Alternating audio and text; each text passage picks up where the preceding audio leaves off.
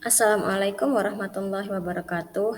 Hai Sobat KKGSI, saya bersama tim akan melaporkan kegiatan kami yang berjudul Sawi dan Selada Hidroponik dengan Sistem WIK dan NFT di SMK Negeri Bansari.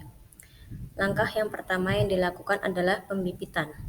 Mula-mula potong rockwool dengan ukuran 2,5 cm dikali 2,5 cm. Kemudian basahi rockwool tersebut dengan air bersih. Setelah itu, buat lubang pada tengah-tengah potongan rockwool. Kemudian, isi atau masukkan benih satu persatu ke dalam lubang tanam yang telah dibuat.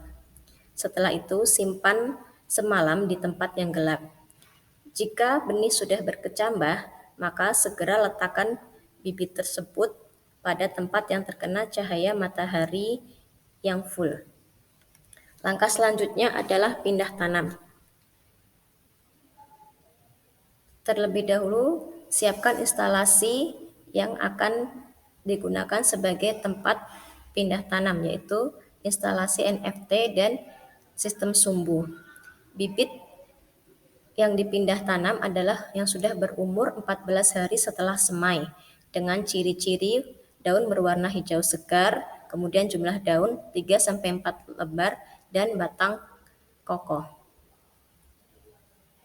Untuk pemeliharaan tanaman yang kami lakukan, yang pertama adalah pengecekan pH dan nutrisi secara rutin.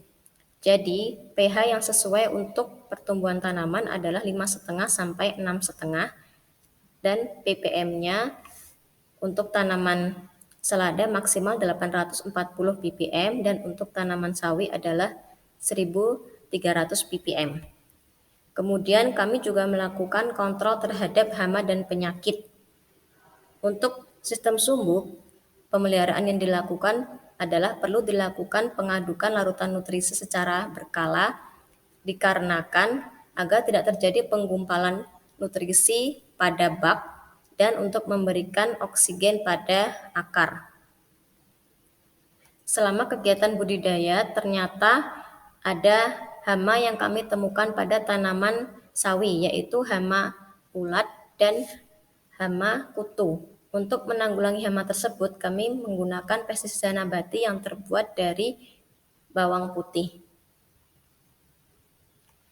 Setelah 4 minggu setelah tanam, bisa dilakukan panen pada tanaman sawi dan selada. Untuk pengemasan yang kami lakukan, yang pertama melakukan penimbangan terhadap hasil panen yang kami peroleh. Kemudian pengemasan dilakukan dengan memasukkan tanaman yang sudah dipanen, yang sudah dipisahkan atau diambil net potnya dan dibersihkan akar-akar yang sudah tua, kemudian dimasukkan ke dalam plastik dan diberi isolasi sayur. Setelah itu, untuk setiap kemasan di berat sebesar 250 gram. Untuk pemasaran, kami melakukan beberapa metode. Yang pertama, pemasaran melalui media sosial, yaitu Instagram atau melalui status WA. Kemudian juga dengan cara door to door, yaitu menawarkan produk kami kepada guru-guru di lingkungan sekolah, kemudian guru-guru di lingkungan sekolah lain, misalnya di SD di sekitar sekolah kami, kemudian di puskesmas.